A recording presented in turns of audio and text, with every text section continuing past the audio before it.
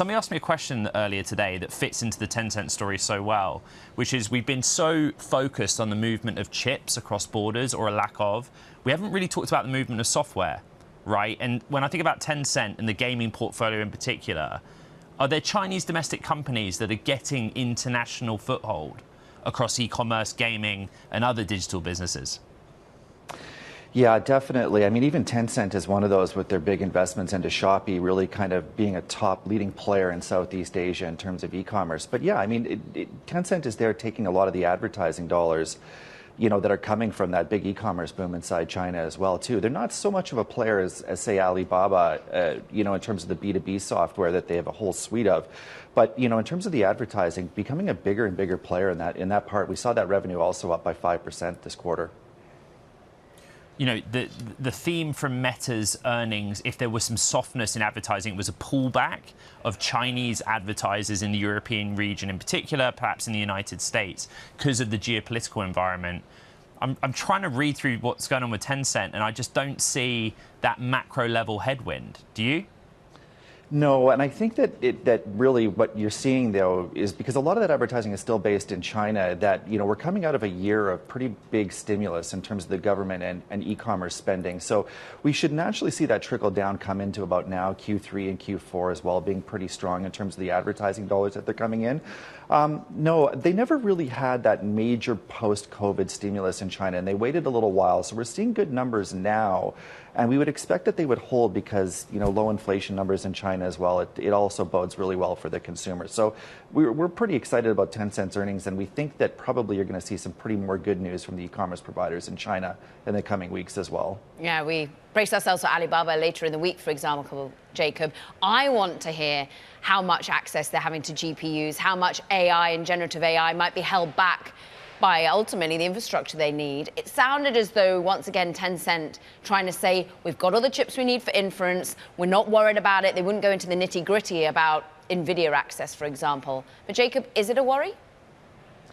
Well, I mean, we've all been saying this, but we've now seen, 3 successive, like the QN model exactly from Alibaba, that's now not leading, but certainly up there in terms of its ability to code.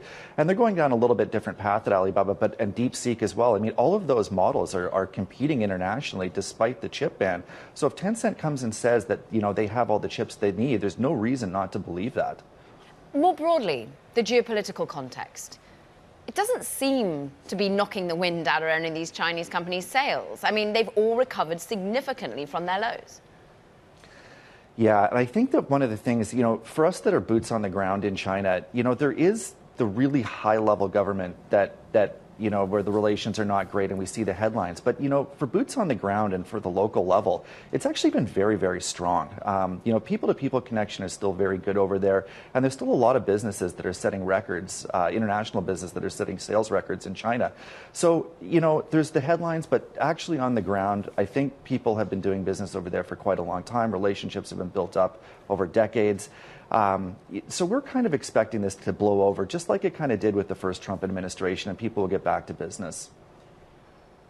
You still have a president that, in a press conference, is talking about a pay-to-play arrangement where the CEO of the biggest company in the world, NVIDIA, has gone to him and agreed to a revenue share, right, to get access to the Chinese market. In a tariff or a trade dispute, in China, does the same thing happen? Do you have the leaders of these biggest technology companies talking about and acknowledging their government's policies in the same way and vice versa? Well, no, you don't, certainly. But, I mean, there's almost the exact opposite approach. I mean, there's been an export tax credit out of China for a long time, too. So it's almost like they're going the other way and trying to reduce prices for international consumers as opposed to the strategy of essentially taxing exports.